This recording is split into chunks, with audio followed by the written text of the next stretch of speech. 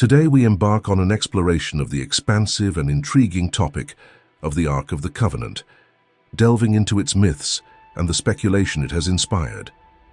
Initially conceived as a single episode, the sheer volume of material necessitates a series.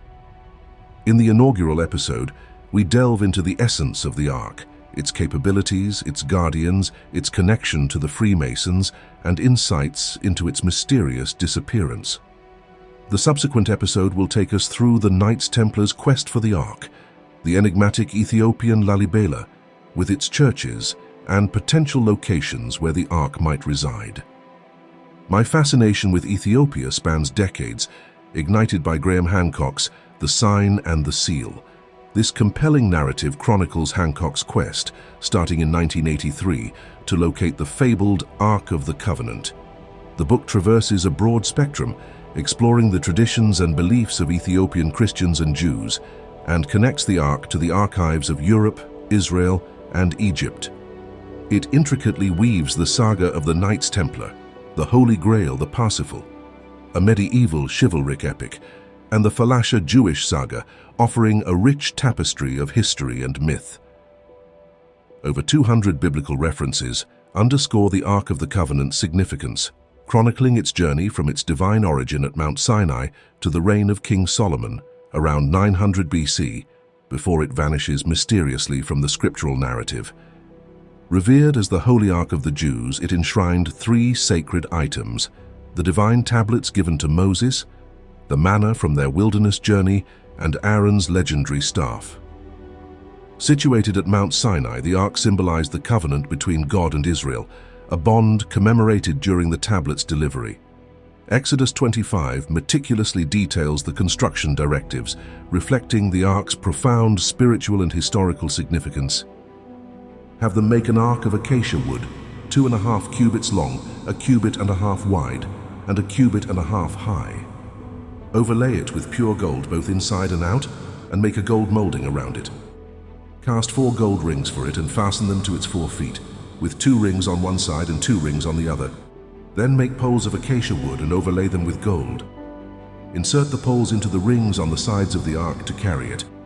The poles are to remain in the rings of this ark. They are not to be removed. Then put in the ark the tablets of the covenant law which I will give you. Make an atonement cover of pure gold, 2.5 cubits long and 1.5 cubits wide, and make 2 cherubim out of hammered gold at the ends of the cover. Make 1 cherub on one end and the second cherub on the other. Make the cherubim of one piece with the cover at the 2 ends.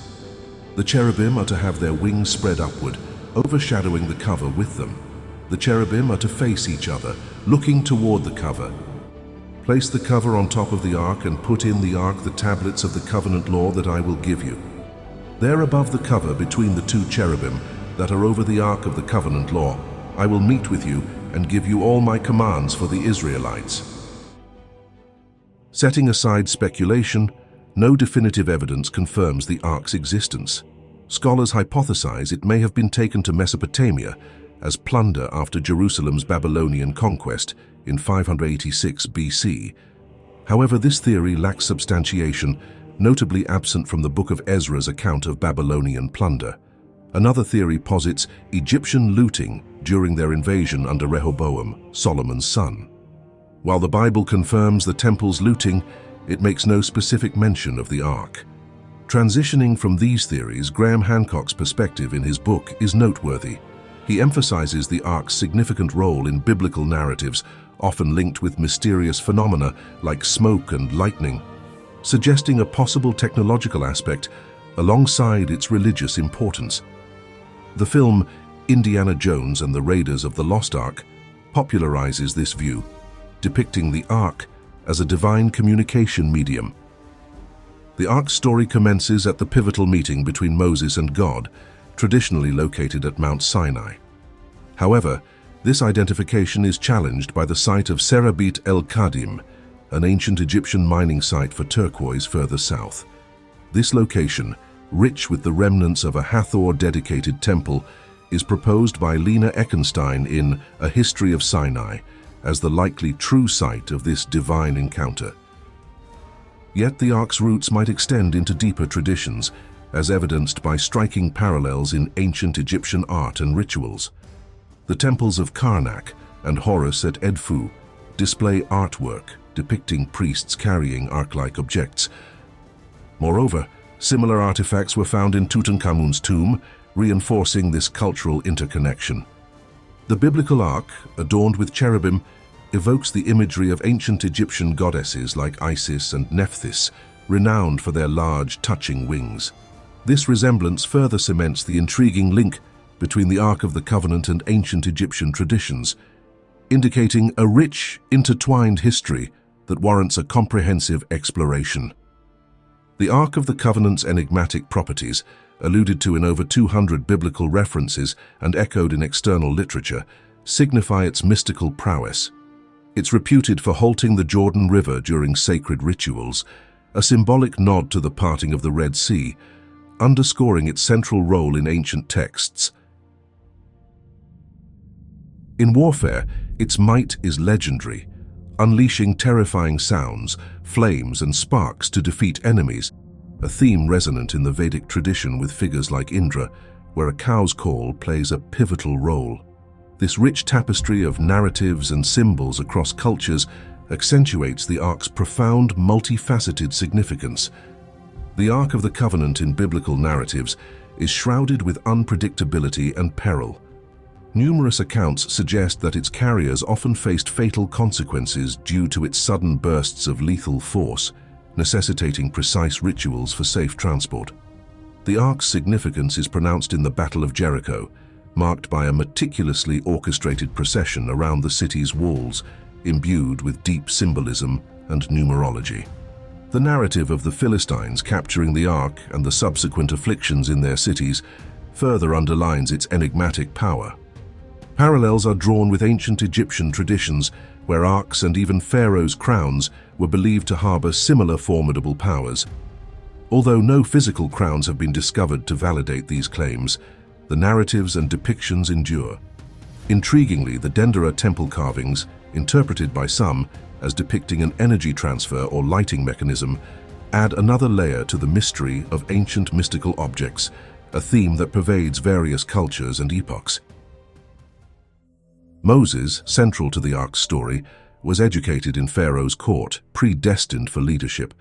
However, disturbed by the Israelites' oppression, he defies this destiny, leading their exodus from Egypt and receiving divine instructions for the Ark at Mount Sinai.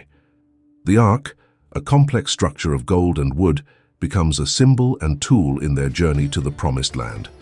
Later, King David, despite his desire to create a sanctuary for the Ark in Jerusalem, is deemed unworthy by God due to his past transgressions, leaving Solomon to fulfill the sacred task of building the temple exclusively for the Ark.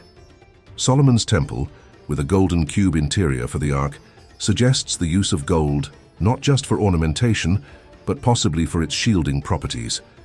Entered between two monumental pillars, Jachin and Boaz, and fronted by a vast water pool, its design echoes Karnak's grandeur. Hiram Abi, a Biff among Freemasons, tasked with the design, wove mysticism and ancient traditions into its fabric, a reverence echoed in Masonic rituals. The temple's construction and the tragic fate of Hiram Abi remain enshrouded in mystery and significance, profoundly influencing Masonic traditions and narratives. In the ritual, a master rogue learns of a plot to bury him beneath the temple at midnight. The initiate, enveloped in secrecy and relocated within the room, hears the midnight chimes, signifying his symbolic interment at Mount Moriah. Notably, the burial site is marked with an acacia branch, a deliberate nod to the Ark's construction and the sacred tree in Egyptian mythology, Acacia nilotica. This ritual's use of acacia, rich in the hallucinogenic compound dimethyltryptamine, DMT, suggests layers of symbolism and potential connections to consciousness-altering practices. Solomon's Temple, the grand creation of Hiram Abiff, marked a pivotal moment when the Ark of the Covenant was ceremoniously placed within, vanishing amidst smoke, much like its subsequent mentions in biblical records. The temple's destruction by the Babylonians in 587 BC raises questions about the Ark's fate. While Babylonian records meticulously detail their spoils, the Ark's absence in these accounts deepens its mystery, leading to its title as the Lost Ark. Historical texts predating the siege hint at earlier concerns regarding the Ark's presence, subtly connecting the narrative to Ethiopia, a link of profound significance yet to be fully explored. Ethiopia's rich heritage, reflected in locales like Aksum and Lalibela, is alive with traditions like the sacred lake rituals, echoing Egypt's Karnak. Its unique stela, massive and patterned, stand testament to this cultural legacy. The country's ritual of carrying an ark, a homage to the Ark of the Covenant, centers in Aksum, where it's believed to reside, safeguarded in a chapel. The guardianship of the ark, marked by health perils and a mysterious turnover, adds a layer of mystique to Ethiopia's profound connection with these ancient traditions. The guardianship of the ark in Ethiopia is a role fraught with peril, often leading to attempts of escape by those chosen. The cultural ties between Ethiopia and Jerusalem are intricate, notably illustrated by the Ethiopian Coptic Church's depiction of the Queen of Sheba's visit to Solomon. This connection is further deepened by the legend of Menelik, the offspring of Solomon and the Queen of Sheba, and his eventual return to Jerusalem, leading to the Ark's journey to Ethiopia, as detailed in the Kebra Nagast.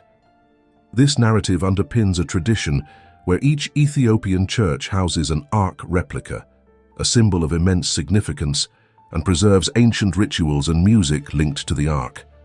The distinct nature of Ethiopian Jewry, with roots predating the Talmud, further accentuates this rich historical tapestry.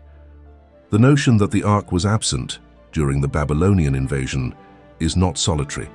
A prevailing theory posits its removal during Manasseh's reign, a time marked by the abandonment of Israelite traditions for pagan practices, including the placement of Asherah in Solomon's temple, possibly indicating the Ark's prior removal.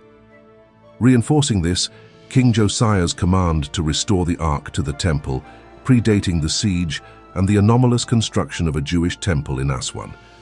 Perhaps to safeguard the Ark, weave a complex tale of its storied past. The temple in Elephantine, active between 600 and 400 BC, faced conflicts with the indigenous worshippers of Khnum, leading to the Jewish community's expulsion and historical obscurity. Hancock suggests this as the juncture for their southward journey, potentially carrying the Ark to Ethiopia. This marks a fitting close for this part of the narrative, setting the stage for exploring the Knights Templars' ties, Ethiopia's deep connections, and the ancient stone churches of Lalibela in the next episode.